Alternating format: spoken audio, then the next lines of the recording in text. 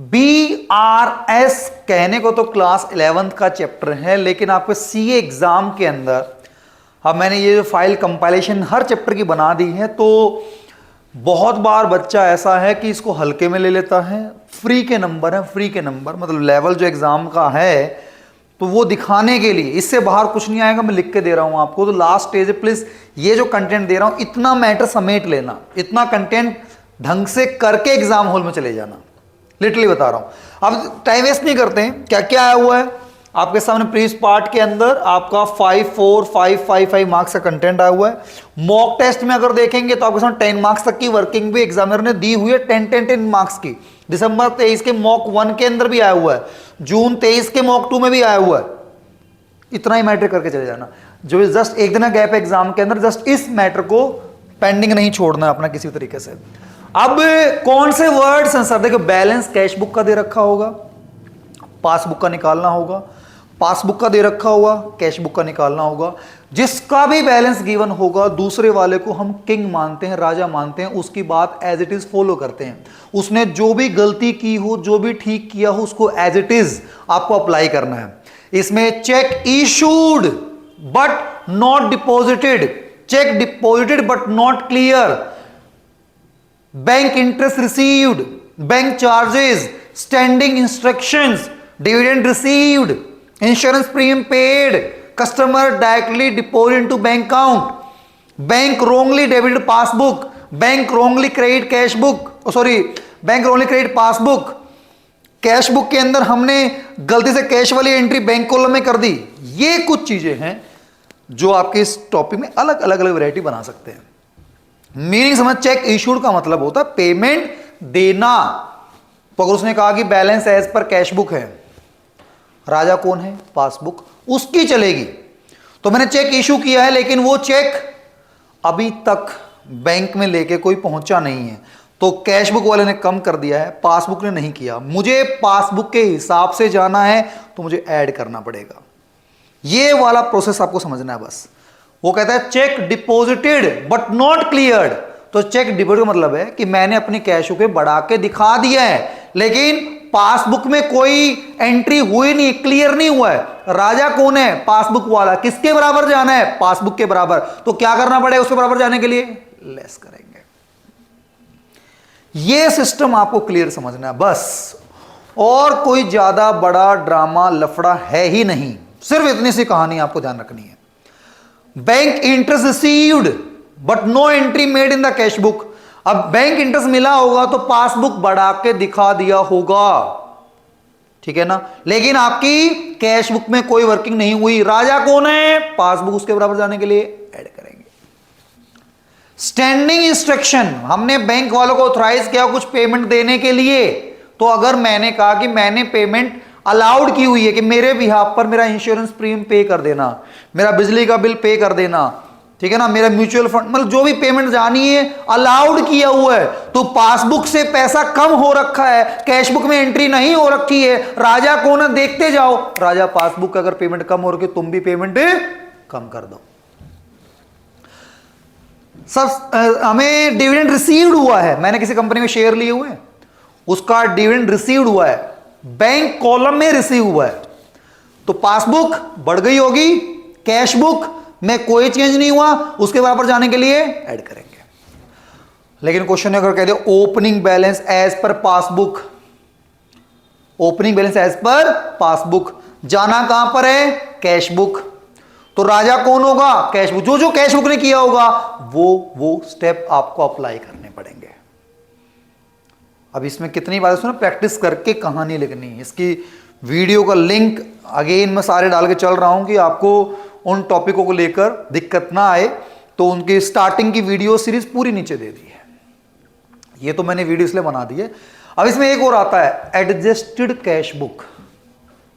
क्या होता है सर? वो आप अपनी कैश बुक को ठीक कर लो, मतलब जो आपने गलतियां नहीं की उसको छेड़खानी मत लेकर चलो। जो पासबुक को देखकर तुम्हें पता लग रहा है उस चीज को अपडेट करो। मेरे को पासबुक को देख के पता लगा कि मेरे को बैंक इंटरेस्ट मिलना है, मेरे को पासबुक को देख के मिला कि मैंने कोई मतलब क्या बोलते हैं इलेक्ट्रिसिटी बिल पे कर दिया है, मैंने इंटरेस्ट पे कर दिया है, मेरा बैंक चार्ज लग गया है, वो देख के पता लगा, अपनी कैश बुक के अब अपडेट कर लो, ठीक है। अब उस पार्ट को हम बोलते हैं एडजस्टेड कैश बुक। तो कैश बुक कौन बनाता है? ओनर। पासबुक कौन बनाता है? बैंक वाले। कैश बुक का पॉजिटिव बैलेंस डेबिट साइड होता है, पासबुक का पॉजिटिव बैलेंस क्रेडिट साइड में होता है। Negative balance overdraft balance, passbook का डेबिट, कैश बुक का क्रेडिट बैलेंस, ठीक है ना। अब वो कई बार कहता है क्रेडिट साइड जो है हमारी वो ओवरकास्टिंग हो गई, मतलब क्रेडिट साइड ज्यादा दिखा दी, मतलब पेमेंट ज्यादा दिखा दी, ये समझना उसका मीनिंग। वो कहते हैं कि हमारी डेबिट साइड अंडरकास्ट है, डेबिट का मतलब पेमेंट आना, और पेमेंट मैंने कम दिखा रखी है। पासबुक में बोलेगा कि पासबुक की डेबिट साइड अंडरकास्ट है, मतलब पेमेंटें जाने वाली कम दिखा रखी है। तो ये पहले वर्ड्स को लेकर मीनिंग क्लियर करना है। Are you getting? और इस चैप्टर के अंदर कुछ भी ऐसा नहीं है कि जो आपको परेशान कर सकता हो। Are you getting? तो अगर मैं कहूं 23 जून के अंदर जो आप अभी अटेम्प्ट देने जा रहे हैं, इससे पिछले ही अटेम्प्ट की बात कर रहा हूं, क्या दे दिया है? Bank overdraft as per cash book balance. Sir ये ओपनिंग नेगेटिव बैलेंस दे दिया। अरे पंगे में पैर मत डाल भाई, ओपनिंग नेगेटिव तो उसको पहले से ब्रैकेट में लिख दे, या फिर अपना पॉजिटिव और क्रेडिट 2 कॉलम बना दे, सो नेगेटिव वाले कॉलम में लिख दे। सिंपल, उल्टा कर दूं, ये कर दूं, झंझट में पढ़ने का ही नहीं। ओपनिंग बैलेंस ओवरड्राफ्ट है, नेगेटिव बैलेंस है, ब्रैकेट में डाल दे यार। किसका बैलेंस है? As per cash book. कितने का? 15,50,000 का। राजा कौन है? पासबुक। किसकी चलेगी? पासबुक की। जो जो भी उसने किया होगा एज इट इज आपको फॉलो करना पड़ेगा, अप्लाई करना पड़ेगा। क्या कह रहा है देखो, bank overdraft as per cash book इतने का है, चेक डिपॉजिट करवाए थे 15 फेब को, क्रेडिट हुए हैं 5 अप्रैल को, मैं बियर्स बना रहा हूं 31 मार्च को।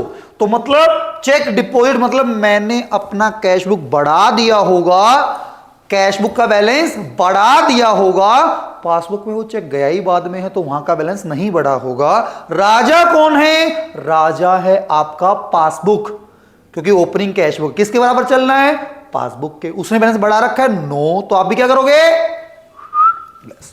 अब इस चीज को सॉल्यूशन पार्ट में देखोगे तो इसमें एड लेस वाले पॉइंट के अकॉर्डिंगली, तो इसमें नेगेटिव बैलेंस को इसने ओपनिंग बेस माना हुआ है, तो जिस उसको भी लेस करना उसको, अब ये पार्ट नेगेटिव वाला पार्ट है ओवरड्राफ्ट, तो उसके अंदर ये नेगेटिव वाले सारे बैलेंस जिनको नेगेटिव करना है, आप भी झंझट में ना पढ़ के अपना नॉर्मल इसको ब्रैकेट में लिया, तो जिसको लेस करना है लेस करो, ऐड करना है ऐड करो, आपको टेंशन नहीं पालनी। ये अप्रोच करनी है, ये भी कर सकते हैं, दोनों चॉइस आपके बीच में है। तो बाकी मैं बता दें डिटेल में नीचे डिस्क्रिप्शन बॉक्स के अंदर पूरी वीडियो मैं आपके बीच में, चैप्टर स्टार्टिंग से अगर आपको देखना हो फास्ट फॉरवर्ड करके देख सकते हैं यार, क्या दिक्कत है। Interest debited by bank on 31 March but not entered in the cash book. Bank वालों ने इंटरेस्ट डेबिट कर दिया, मतलब लेस कर दिया, कम कर दिया। इंटरेस्ट चार्ज हुआ है मतलब वो, तो आपका जो पासबुक बैंक वाले अगर डेबिट करे मतलब पेमेंट आपकी कम करे, तो पासबुक कम हो गया, ठीक है। राजा कौन है सर? राजा है आपका पासबुक, उसने बैलेंस कम किया हो, तुम भी बराबर जाने के लिए लेस करोगे। बैलेंस अगर हम देखना चाहेंगे तो आप अभी ऐड क्यों लिखा हुआ कि ओपनिंग बैलेंस ये नेगेटिव है, तो ये सारे बैलेंस नेगेटिव वाले इसने एक साथ दिखा रखे हैं, इतना फर्क है और कुछ नहीं है। रटना पाप है। Cheque issued before 31 March but not yet presented. Cheque issue मतलब मैंने अपना बैलेंस जब इशू किया तो बैलेंस कम कर दिया कि मैंने किसी को पेमेंट दे दी, बट वो चेक लेकर बैंक में कोई पहुंचा ही नहीं है, तो मैं क्या करूंगा? अब उसके बराबर जाने के लिए राजा ने कुछ नहीं किया, उसके बराबर जाने के लिए ऐड करूंगा। तो यहां पे अब ये नेगेटिव वाली साइड मिलेगा नहीं, पार्ट कहां मिलेगा? यहां मिलेगा। Are you getting? तो उस बेस पर आपके सामने लेस वाले जो item cheque issued but not presented 7,75,000 ये वैल्यू आपके सामने यहां पे आएगी। If you have any issue any problem तो आप आराम से वर्किंग को समझ सकते हैं, कंटेंट किस तरीके से लेके चलना है। अगला पॉइंट क्या कह रहे हैं, draft deposit in bank but not credit till 31 मार्च 12,75,000 रुपए। तो ड्राफ्ट बैंक में डाला लेकिन अभी क्रेडिट नहीं हुआ है, तो मैंने अपना कैश बुक बढ़ा के दिखा दिया, पास में कोई एंट्री नहीं है, उसके बराबर जाना है तो लेस कर देंगे। और लेस करने वाले पॉइंट के लिए मैं draft deposit in bank, simple है, सॉर्टेड है, फ्री के मार्क्स हैं, छोड़ने का नहीं है। इस फाइल को फटाफट गो थ्रू करके लगा देना है, किसी पॉइंट में डाउट होना समझ में आए कमेंट करके मुझे बता देना है। ये फाइल पूरी मैंने आपके लिए कंप्लीट पार्ट में कंपाइल कर दी है। दिसंबर 22 का पूरा पेपर है। कोई भी नया पॉइंट आपको मिले कि सर इसमें तो पता नहीं क्या ही पूछ लिया गया, तो आराम से भैया कमेंट कर दो। 2 दिन के लिए आपका भाई लाइव है, टेंशन नहीं लेने का, ठीक है ना। 29 और 30 2 दिन 60 से 70 नंबर की फाइल आ गई है। पेपर लीक हो गया है एक तरीके से, ये मान लीजिए। और आप जब एग्जाम हॉल से बाहर जाएंगे, मैं आपको कैलकुलेशन 60 to 70% यूं की यूं इन फाइलों में से दिखाऊंगा वीडियो बना के, same to same working file बन के आपके बीच में आएंगी। आगे बात समझ में? लेट्स सी अब कितना उसके ऊपर काम करेंगे आप।